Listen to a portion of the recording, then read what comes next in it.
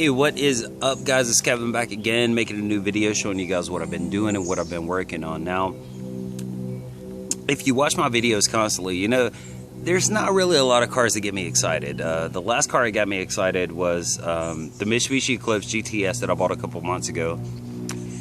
And just because it was modded, it was a cool looking car, it ran and drove like great, and I was just really excited, even though I know I overpaid for the car. But I bought a car yesterday that got me really excited, and I'm gonna show that to you in a second. But first of all, I want to say that I've been working on the Z, and I want to show you guys. I bought some racing seats. If you remember a couple videos ago, I bought a hatchback, EK, and was it an EK? Yeah, it was an EK hatchback that I did the wheels kind of like a copper color that I had to rebuild the motor. Now, when I went down to buy that car, the guy said, "Hey, I got some racing seats. I'll sell them to you." And I was like, yeah, great, because you know the driver's seat on the Z was really messed up, so I was looking for racing seats to go in there anyway. And I was like, well, how much do you want? And he was like, well, give me 20 bucks.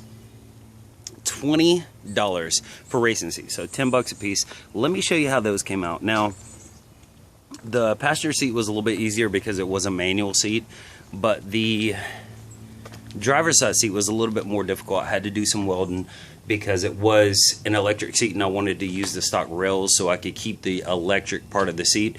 So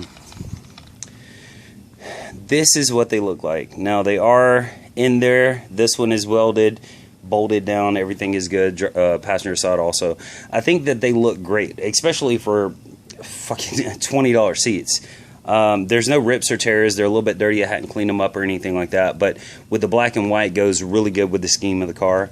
So you can't beat that. You really can't beat that. So apart from that, let me show you what I bought. Now, I paid $500 for this car, and when I initially got it, they said it was overheating. And I was thinking, well, if it's overheating, I could put a head gasket on it. It's not going to cost me any more, like 40 bucks. But this is the very first car that I've ever bought that is literally pretty much flawless. It's a 2002 Honda Civic EX. And let me show you too. This is it. My cigarette went out, so give me a second. I'm going to have to light my cigarette. Alright. So, 2002 Honda Civic EX. And as you can see, this car has literally no major damage on it whatsoever. We'll walk around it again. There's a little spot that sunk in by the driver's side door handle that you can really barely notice. It's right there. But apart from that, it has brand new tires on it. Not a scratch, not a dent, not a rip in the interior. I'm not sure if you can actually see the interior there. Push this in here. Interior is great.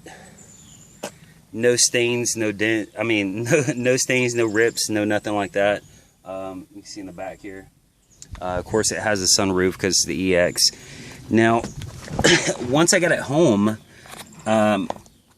did what I always do. I started it up, I let it sit here in idle, I drove around the block, got back, and it didn't overheat, but I noticed that the coolant fan wasn't kicking on. So that was the issue with it. The coolant fan sensor was messed up, so it wasn't throwing a check engine light or anything like that. So if you watched a couple videos ago, I showed you just how to jump the coolant fan so it comes on all the time. So now when I cut the switch on, the fan automatically kicks on. Now, I did drive this car for probably 45 minutes, had absolutely no issue with it whatsoever. It doesn't have a check engine light. The only thing that I had to do to this car was put a battery in it. Oh, it is a 5-speed, so I gotta push the clutch. Now, like I said, this thing runs, drives incredible. There is no problem with the motor. There is no problem with the transmission. The clutch feels perfect. The AC works. Like I said, the interior is a 9 out of 10. The exterior is a 9 out of 10.